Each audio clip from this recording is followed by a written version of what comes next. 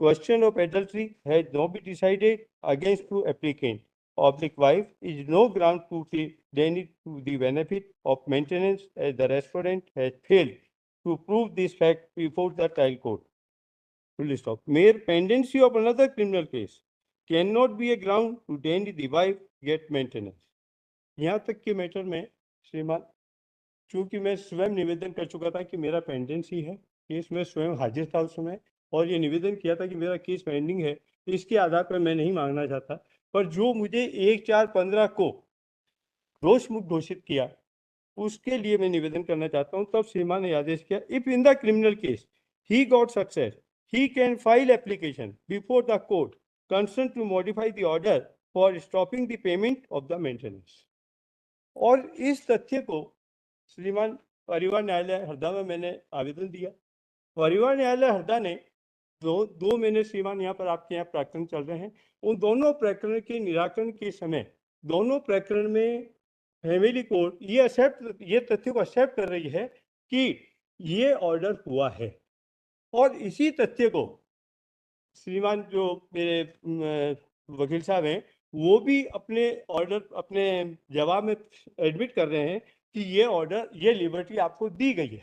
और इस लिबर्टी को 17/2/20 के बाद से आज तक मैं उसका गेन नहीं ले श्रीमान के सामने इसलिए उपस्थित हूँ। अब इन्होंने सब ये श्रीमान ये एक्सेप्ट करते हुए मैटर्स तक तो बराबर इसी चीज को चलाया है, आगे इन्होंने अपनी मर्जी से न्याय जोड़ दिया।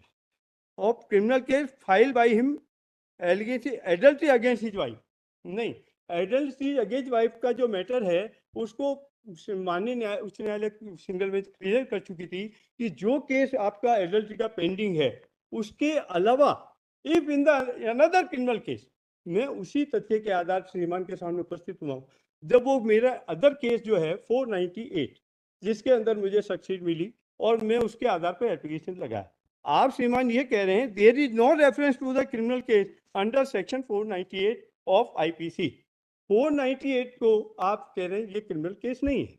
श्रीमान, क्रिमिनल केस जब मुझे सन 2005 में अरेस्ट किया गया, जेल भेजा गया, जब तक तो क्रिमिनल केस था, 10 साल लड़ा गया, 2015 में जब उसका डिसीजन हुआ तब तक भी क्रिमिनल केस था। उसकी श्रीमान अपील की गई, 2016 में उसका भी निर्णय हुआ, तब भी वो क्रिमिनल केस था।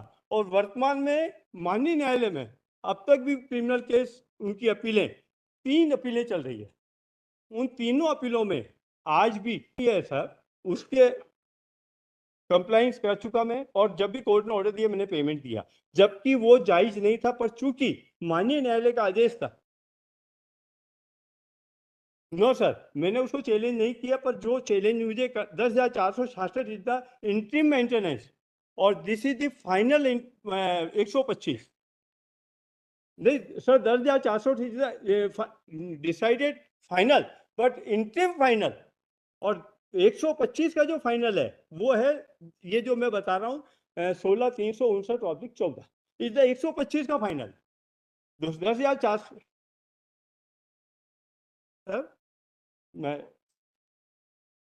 हाँ रखा है सब सारा चीज मैंने मेरा 74/60 जो पेश किया 1382 के साथ अगेंस्ट माननीय न्यायालय के आदेश को पालन करूंगा और करता आया हूँ। परंतु जो मुझे लिबर्टी दी गई उसका भी तो मुझे गेन माननीय न्यायालय दिलाई नहीं साहब। मैंने लिबर्टी के अंतर्गत जो निवेदन किया वो इंट्रीम मेंटेनेंस श्रीमान ये है कि 10,466 का ऑब्लिक जो 17 का जो 10,466 का फाइनल ऑर्डर, वो जो ऑर्डर हुआ वही फाइनल है। पर उसके बाद या उसके साथ जो 16,360 that is the interim maintenance, this is the main 125। तो 125 का जब फिशियन हो चुका तो उसके बाद में इंट्रीम का मेंटेनेंस का कहाँ स्थिति रही सर? हाँ 125 मैंने यहाँ निवेदन किया है सर और मैंने उसको कोई चैलेंज नहीं किया है। और लिबर्टी उसके पैराग्राफ नंबर 8 में श्रीमान जो निवेदन कर रहा हूँ जो मुझे लिबर्टी दी गई है उसी को निवेदन कर। क्रिमिनल केस में 498 में मैं 1/4/15 को निर्णित होकर दोषमुक्त घोषित किया जा चुका था और 1/4/15 को दोषमुक्त घोषित के बाद आपने अपील की और 22/6/16 को वो रिवीजन में भी मैं फिर दोषमुक्त घोषित हूँ। उसके बाद आपने जो अपील की उसमें कोई निर्णय अभी तक नहीं हुआ और मैं दोषमुक्त घोषित हूँ। तो निवेदन ये है कि जब मैं उसमें आपराधिक प्रकरण में अपनी दोष मुक्ति हो चुकी, मैं जीत चुका, तो मुझे उस मेन बात ये सर 125 का जो प्रार्थना पत्र था जो 2005 में पेश किया गया, उसमें आधार भी यही लिया गया कि दहेज के कारण से मैं इन्हें छोड़ रही हूँ। तो 125 का प्रार्थना पत्र का आधार ही समाप्त हो गया। एलएलटी के केस में श्रीमान सच बात यह है कि मैंने केस लगवाया, इनका केस लगाया हुआ 2005 में, 2015 में फाइनल हो गया, पर चूंकि सामने वाला सहयोग नहीं कर रहा तो 2004 में लगा। इससे पहले केस लगा 2004 में, 17/11/2004।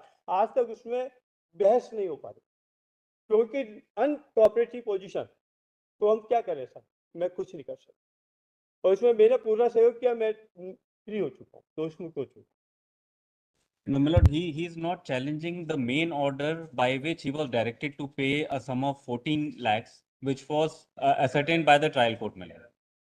माननीय न्यायालय 17/2/20 का ऑर्डर जो है सर, उसमें सिर्फ 490, उसमें लिखा है कि अगर एलएलटी का मैटर अलग हटा ही दीजिए, उसमें लिखा है 498 में मतलब अगर आप फौजदारी केस, किसी भी क्रिमिनल केस में अगर सक्सेसता प्राप्त की है तो आप मेंटेनेंस स्टॉप के लिए एप्लीकेशन लगा सकते हैं। मैंने श्रीमान माननीय न्यायालय के आदेश अनुसार निवेदन किया, और 498 को इन्होंने कह दिया कि वो अभी जो माननीय न्यायालय ने 17/2/20 का जो ऑर्डर दिया सर श्रीमान, वो तो उन्होंने यही दिया कि अगर आपने किसी भी फौजदारी मुकदमे में जीत हासिल की है तो मेंटेनेंस स्टॉप करवा सकते हैं। सर मैं अभी उसी पॉइंट्स पर श्रीमान के सामने खड़ा हूँ, और मैं उसके निपटाने के लिए मैंने तो केस किया और रेगुलर कर रहा हूँ सब, पर नहीं हो रहा है तो मैं रिवीजन नहीं सर, मैंने तो रिवीजन में से नंबर प्रकरण का नंबर देखा है, ये रिवीजन इनकी खारिज हो चुकी, जो इन्होंने लगाई 4-3 जमानत की नहीं, चार्ज के विरुद्ध लगाई, चार्ज भी खारिज हो गया, फिर हाई कोर्ट में गए, वहां भी खारिज हो गए।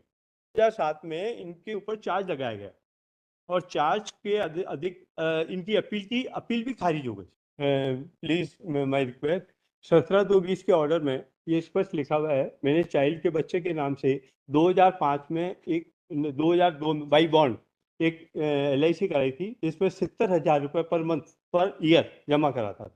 वो सारा पेमेंट उसको 2000 मतलब 18 माइनर होने के बाद, माइनर से मेजर होने के बाद उसको पेमेंट मिल रहा है। माननीय न्यायालय ने ये ऑर्डर किया है, हाँ टोटल पेमेंट लगभग 22-23 लाख रुपए उसको एट ए टाइम 2018 से मिलना चालू हो, 2019 से 2 लाख 2 लाख 2 लाख ऐसे हमेशा मिलता जाता है, और वो उसको पेमेंट इसी वजह से इसमें लिखा हुआ है ऑर्डर 17/2/20 के ऑर्डर में मैं आपको निवेदन करना है। बच्चे के लिए उन्होंने लिखा है 70,000 रुपये पर जो हमने जमा किया है, उसका ब्याज और कुछ गिफ्ट ऐसा मिलकर टोटल उसको लाखों रुपए लगभग मिलता रहेगा, और ये 25 साल तक मिलता रहेगा।